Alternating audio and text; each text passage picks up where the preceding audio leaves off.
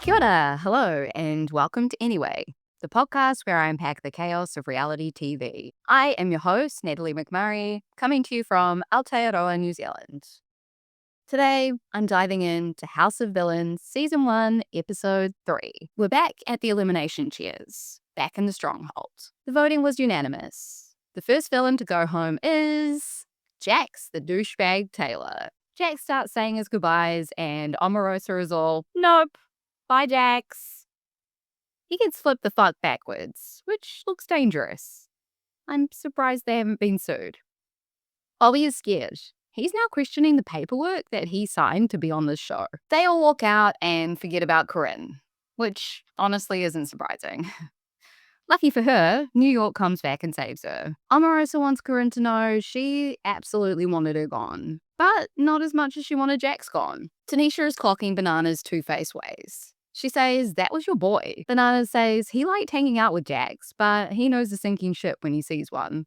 Bananas is still trying to get into Bobby's pants. He wants a showmance. Too bad for Bananas. Bobby thinks people from the real world are tacky as shit. Upstairs, Tiffany is telling Corinne she isn't feeling well. She's taken to her sick bed. In Banana's room, he's being a basic white boy, strumming on his guitar. Corinne, being a basic white girl, is attracted to this. He's telling Corinne he wants to be alone with his instrument, a hint that she doesn't seem to get. He says, eagles fly alone, pigeons flock together. And I'm transported to a scene from Real Housewives Ultimate Girls Trip Roni Edition, where Dorinda told Kristen Takeman, eagles don't fly with pigeons, so get your breadcrumbs and get back to me tomorrow. Powerful words from a woman on the edge. How dare Kristen tell Dorinda she's on pause? Roni itself is on pause, from what I hear. That show has been slowly deflating ever since the OGs left. Anyway, Bananas is strumming and talking about how loud everyone is. And for some reason, New York thinks he's talking about her. Perhaps because she's in some kind of fevery haze brought on by her mystery illness. Bobby is downstairs evicting Voodoo Jax. Good riddance to bad rubbish. New York comes down and tells Bananas she doesn't like the cut of his jib. She's pissed. They're arguing about the miscommunication, and Bananas is saved by the bell. The weird electronic British lady tells these mofos to get themselves into the bar immediately. It's 11:18 p.m, and these people are cranky as fuck. Joel is waiting for them by the bar. He tells them he's throwing a party, which is responded by crickets. Joel is all, what the hell? The people cheer less than enthusiastically. Joel decides there's not enough people for said party, so he's invited a guest. Satan. Dun dun dun! Everyone is sketched out. Joel wants them to figure out who the person under the mask is. So they start firing questions at the devil. And it's Danielle Staub from Real Housewives of New Jersey, the alleged prostitution whore herself. When I think of Danielle Staub, I think of one of her appearances on Watch What Happens Live, where Danielle and her girlfriend at the time sang a song together, to each other, while sitting at a Casio keyboard. Truly unhinged, yet iconic behavior. Come to think of it, I don't think they've had a musical guest on since. Which tells you everything you need to know. Danielle is here to tell the people the party is their Battle Royale challenge. The challenge is called Two-Faced. They're all going to a masquerade ball and will have voice changes. Each villain needs to figure out who is who. The villain, who identifies the most people, wins. Bobby is trying to train himself to be small, petite, and introverted. Good luck, Bobby. Everyone gets dressed and joins the party. Fairplay tells us he'd rather be eating brains in a tropical storm than dressed in his masquerade costume. Party time. Start mingling, bitches. This is equally the most confusing and also the most entertaining challenge I've seen in recent times on TV. Apparently, Corinne is the Rain Man of guessing who's under a masquerade mask. Do you say masquerade mask, or does masquerade mean mask?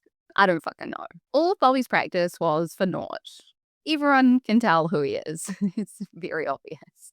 Fairplay isn't even trying to win this challenge, and he can tell who everyone is. Bananas can't hide his shining personality, obviously. Omarosa is also trying not to win. She doesn't want a target on her back. Too bad for her, I think she already has one from Corinne and Shake. They all write down who they think is under which mask. The Golden Bull, aka Johnny Bananas, is the winner chicken dinner. Banana's brain has gone into overdrive with all of the strategies he has in mind. He turns to Danielle Staub for advice. She tells him to stay true to himself. He's all lie, cheat, steal, and manipulate. Got it. Danielle asks Shake to take her on a house tour. Shake has no fucking idea who she is. And Bobby has no fucking idea why Danielle Staub is still here. It's simple, Bobby. She's desperate for airtime. Bobby, Tanisha, and Omarosa are complaining about the fact that Shake is giving a house tour at 3 in the morning, which is understandable, but Danielle did ask for it, so he was just being polite. Tanisha wants to know if she's on House Hunters. Once the house tour is finished up, Danielle comes into Bobby's room for a lengthy chat. Turns out he's fully aware she's just trying to get camera time. Everyone is getting into bed, and Danielle is still wandering and haunting the halls of the mansion. The next morning, Corinne is trying her damnedest to flirt with Bananas. He says, if it's not Bobby, it's you trying to seduce me. We then get shots of the loved-up couple together. Bananas and Bobby, that is. We then see Anfisa and Bananas working out in the backyard. Anfisa's strategy to not get put up on the hit list is to put her butt in those scrunchy butt workout pants right in Banana's face. Corinne won't shut the hell up about how much she wants Bananas. If only she knew what he had said 5 minutes earlier about not being into people who come on too strong. Anyway, Bananas decides that he's taking Tanisha and Omarosa on his threesome date. He says, keep your enemies close and your mortal enemies closer. Interesting to know that he has immortal enemies. I wonder who they are. Tiffany pops the fuck off and tells Bananas she knows he's going to put her up. And she is unbothered, okay? She's wishing them a horrible time on their date. And off they go. They arrive at Mount Meadow Stables. And I see Bananas has his guitar. I have a sneaking suspicion someone's going to get serenaded. Apparently, they're there to get some animal therapy. Unfortunately for Tanisha, she's not an animal person. A phrase which I will never understand. They sit down on the blanket in a field and a bunch of labradoodles come barreling towards them, which seems like a dream to me. After being licked within an inch of their lives, they sit down to a table with at least 5 different charcuterie plates on it. And Dom Perignon. Omarosa wants Bananas and Tanisha to know that Dom kills COVID. And RSV. Which seems very on par with Donald Trump saying that drinking bleach would cure people of COVID. If champagne killed COVID, we'd probably all be bankrupt. And had liver disease. Back at the mansion, Shake is getting his deep clean on. He overheard the people talk about how messy he is. On the day, Bananas is telling Tanisha and Omarosa who he's thinking of putting up on the hit list. He asks Tanisha if she's ever heard of a blindside. He thinks not, because apparently she's not as well versed in reality TV tomfuckery as himself and Omarosa. I'm not really sure where he gets that idea.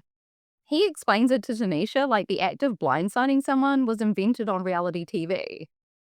I've never read the Bible, but there's this dude named Judas. I'm assuming Bananas hasn't heard that parable. I also assume that the words et tu, Brute, mean nothing to him. Also, isn't it like a sports term? You guys know I know nothing of sports, but I feel like it has something to do with football.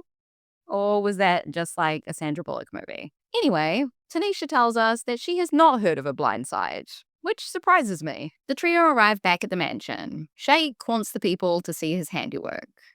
While they're admiring his cleaning, Bananas finds a note by his pillow reading, "How stupid do you think the house is, Bananas? Everyone is about to turn on you."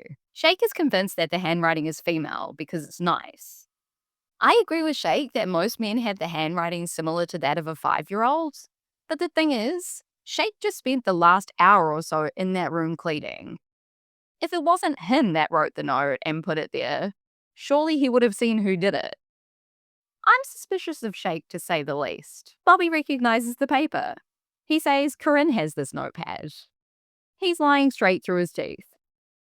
Corinne is swearing to God on her fucking dogs that she did not write the note. I could care less whether she did or not, but swearing on your dogs is not okay. Don't bring innocent animals into this. She snatches the note and runs out into the house screaming, "Hello, hello, who wrote this note?" Nobody answers. She wants to know if she's so scary that no one can talk to her. I kind of like activated Corinne. I like her until she starts with the waterworks and nose blows.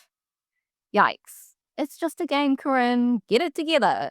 The villains head to the Stronghold cave to find out who's up on the hit list. Bananas assumes his seat. First up on the hit list is New York, because as Banana said earlier, she basically nominated herself. She called him a saber-toothed, hammerhead bastard and tells him she's going to run his head through a spaghetti press.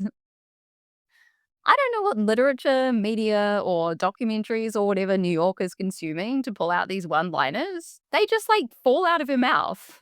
A talent I very much envy. Second person up is Anfisa for being a kiss ass. Third up is Corinne. She wants to know who the fuck wrote the note. Oh, no. Bananas bamboozled everyone. He's putting Bobby up. There's the blind side. Bobby is pissed. He puts his shades on and says, game fucking on. That's it for today. Thanks for listening. See ya. Wouldn't want to be ya.